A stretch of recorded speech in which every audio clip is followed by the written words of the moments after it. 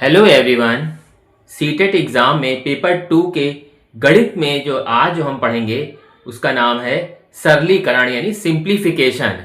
इससे संबंधित जो मोस्ट इंपॉर्टेंट क्वेश्चन है वो हम लगाएंगे, जो आ सकते हैं, जो आए हुए हैं। आइए देखते हैं।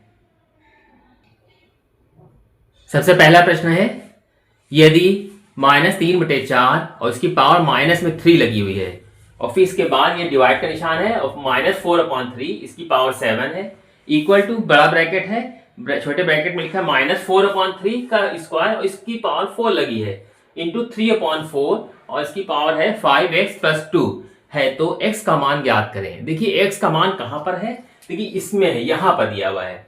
तो अब हम पहले इसको सॉल्व करेंगे इधर वाला। सबसे पहली चीज तो यहाँ लिखा हुआ है, क्या लिखा है, डिवाइड का निशान लगा हुआ है। तो क्या करेंगे, हम इसको चेकेंगे। और बाकी यहाँ पे क्या लिखा है, यहाँ पे -3 पावर लगी है। तो पहली चीज तो इस -3 पावर को अगर प्लस में 4 करना हुआ है, मतलब इसको प्लस करना चाहते हैं, तो क्या हो जाएगा, ये गिनती हमारी पलट जाएगी। क्या हो जाएगा, 4/3 माइनस लगा के, और ये हो जाएगी पावर अपने आप प्लस की बन गई है।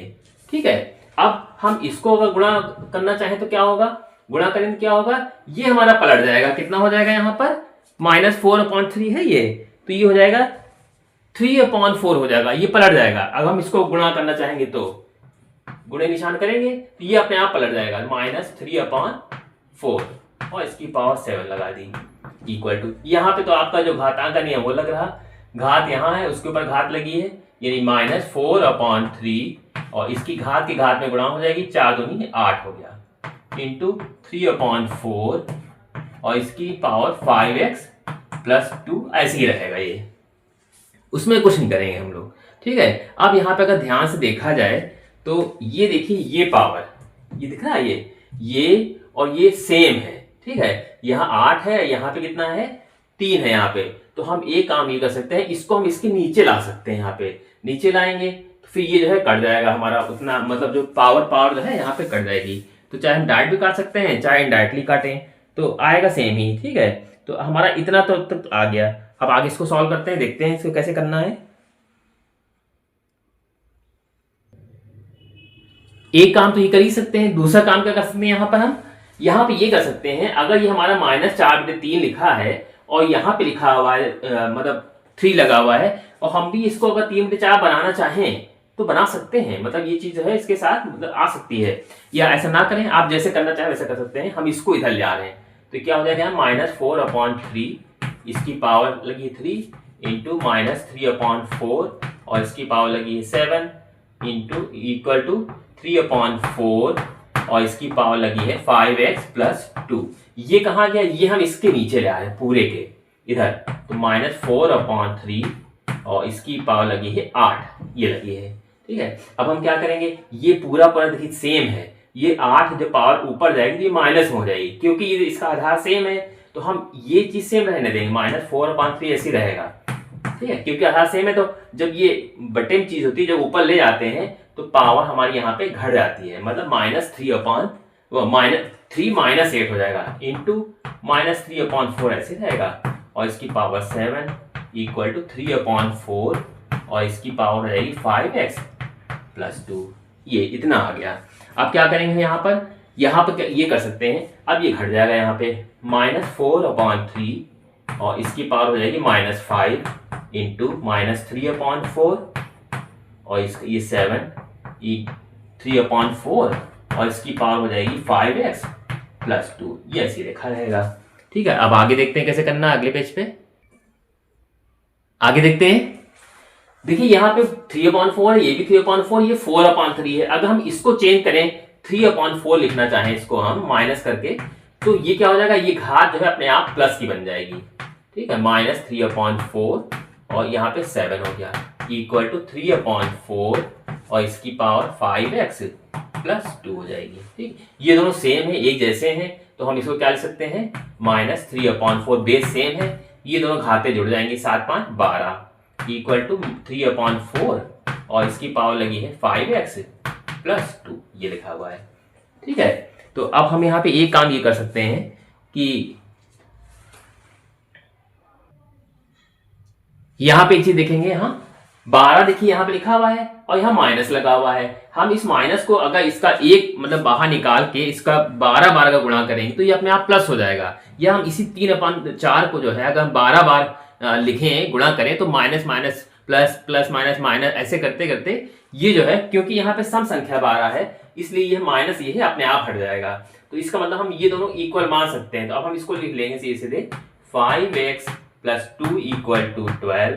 तो 5x क्योंकि आधार सेम है, ये माइनस इसलिए माइनस को हट सकता है क्योंकि यहाँ पे घात जो लगी वो सम है। अब हम उसको उतनी बार मल्टीप्लाई करेंगे 12 बार तो वो अपने आप ही प्लस बन जाएगा। तो सीधे अब हम ये जब बेस सेम होता है तो ये जो है घातें बराबर हो जाएंगी। 5x + 2 = 12। तो 5x = 12 - 2, 5x = क्या हो जाएगा यहाँ पे 10। तो x = हो जाएगा 10/5 यानी कि 2।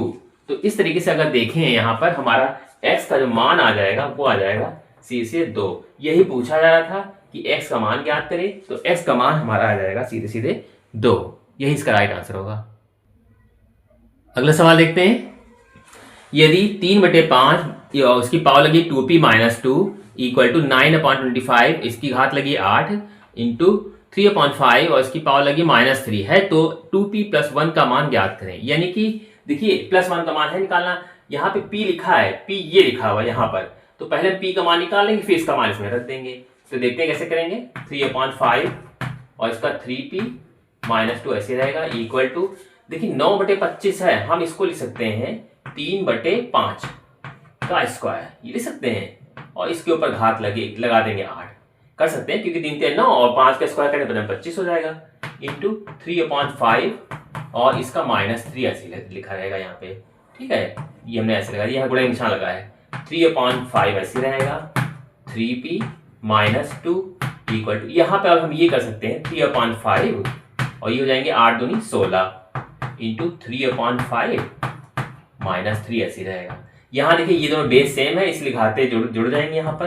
तो यानी 3/5 और 16 प्लस होना चाहिए था लेकिन यहाँ माइनस लगा है तो यहाँ पे हम इसको हटा के -3 लिखेंगे। यहाँ पे 3/5 ऐसे रहेगा और इसकी पावर 3p - 2 ऐसे रहेगी। अब देखिए ये घट जाएगा 3p 3/5 3p - 2 इक्वल टू 3/5 और यहाँ पे हो जाएगा सीधे यहाँ आ जाएगा 13। ठीक है, 16 में से 3 गए तो हमारा आ गया 13। अब देखिए ये बेस सेम है, ये दोनों बेस बिल्कुल सेम है, इक्वल लगा है, इसका मतलब हम 3p - 2 इक्वल टू लिख सकते हैं 13।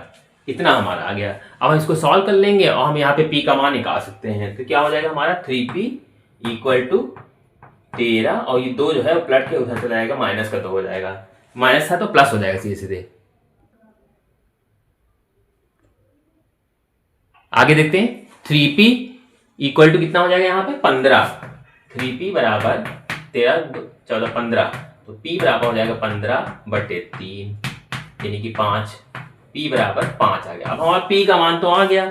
अब इसमें पूछा क्या जा रहा है 2p + 1 का मान, 2p + 1 का मान ये निकालना है हमको, ये बोला जा रहा है। तो हमने 2 ऐसे दिया, p का मान 5 रख दिया +1 10 + 1 यानी कि 11। ये मेरा राइट आंसर आएगा। p मतलब जो 2p + 1 का मान आ जाएगा सीधे 11।